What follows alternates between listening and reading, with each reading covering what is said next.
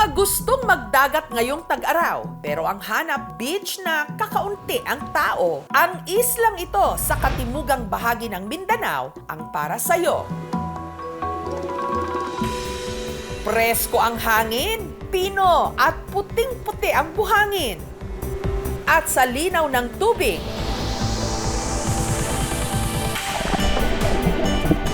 pwede kang manalamin.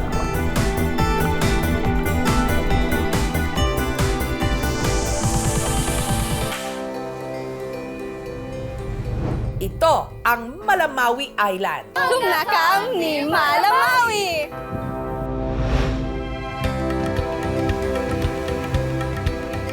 Payapa ang buhay sa isla.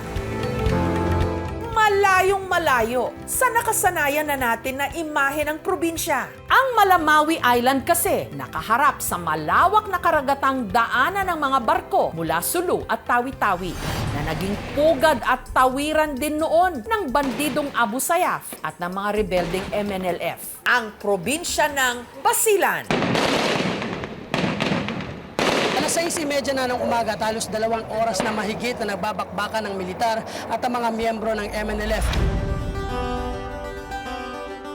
Pero ngayong payapa na raw ang kanilang isla, nagsisimula na nilang ibida ang kanilang turismo.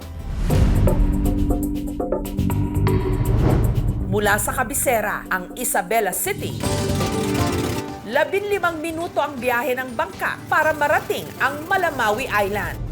Merong 60 meters na boardwalk, gaya rin ng sikat na tulay ng Siargao. Ang magkakaibigang Alexandra, Dodds at Dayan mula Maynila, dito napiling makipagkita sa kaibigan nilang si Jacques mula Cebu para kulayan na raw ang matagal na nilang plinanong travel goal. Makikita yung ingron mo sa paa. Sa sobrang linaw at ang ganda ng buhangin. Honestly, na-exceed yung expectation. Talaga nagulat ako, sabi ko, grabe, napakaganda pala dito. Meron po kaming Coast Guard na naka-duty po dito. Matapos magtampisaw, sawa silang nagpakabusog sa malalaking alimango, mga lato o seaweed at pusit. The food, everything, relax.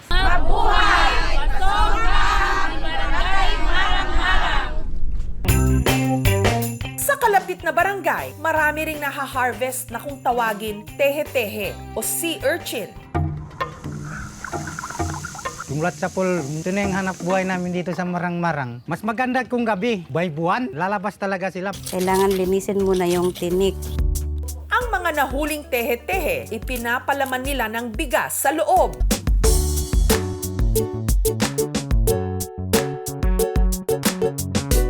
Na kung tawagin, oko-oko. Ang sarap. Sakto ang lasa.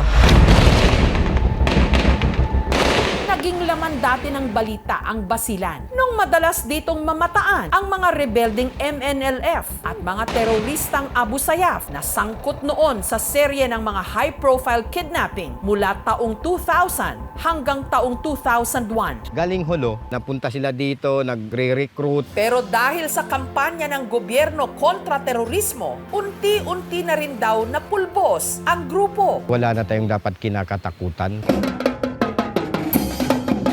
Ngayon, pagmamalaki nila, ang Basilan, tourist-friendly na raw.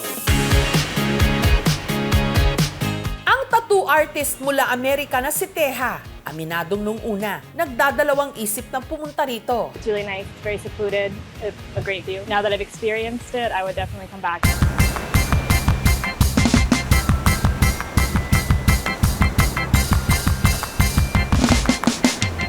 "45 minutes mula sa port ng Isabela City, mararating ang Lampinigan Island.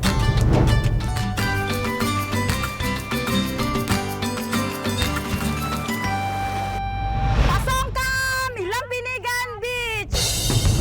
Ang ibig ibig sabihin ng lampinig, bubuyog. Noon daw kasi, maraming bubuyog dito. Nakauna pa, ngayon wala na. Tahanan naman ito ngayon ng mahigit 1,000 mga residente na karamihan mga bakwit o yung mga lumikas sa gera.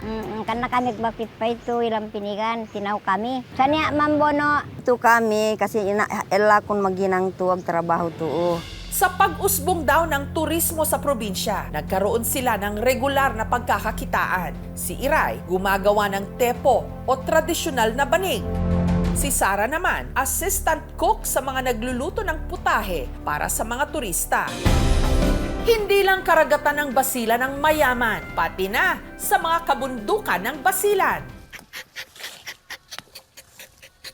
Minahan din ang probinsya ng kung tawagin white gold. Kinukuha hindi sa kuweba o ilalim ng lupa, kundi sa mahigit 50,000 hectares na taniman ng rubber tree. Ang balat ng puno, kinakayod nila. Hanggang lumabas ang puti nitong dagta. As a nature, makita talaga natin kung gaano kaganda ang mga puno ng mga rubber. Nakalinya-linya talaga siya.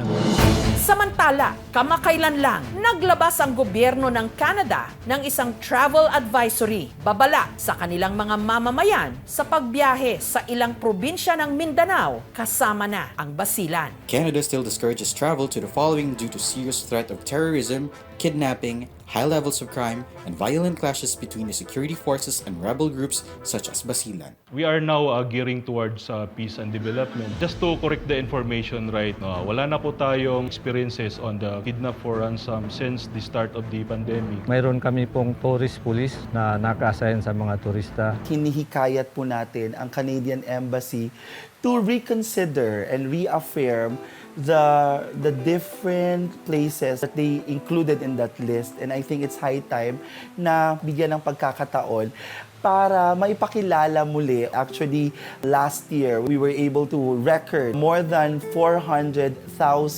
visitors, which included tourists. Ang Basilan.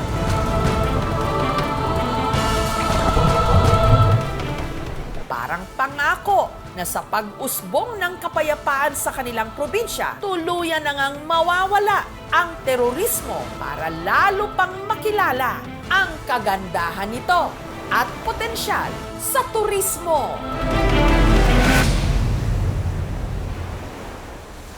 Thank you so much mga kapuso. Kung nagustuhan niyo po ang videong ito, subscribe na sa GMA Public Affairs YouTube channel. Don't forget to hit the bell button for our latest updates.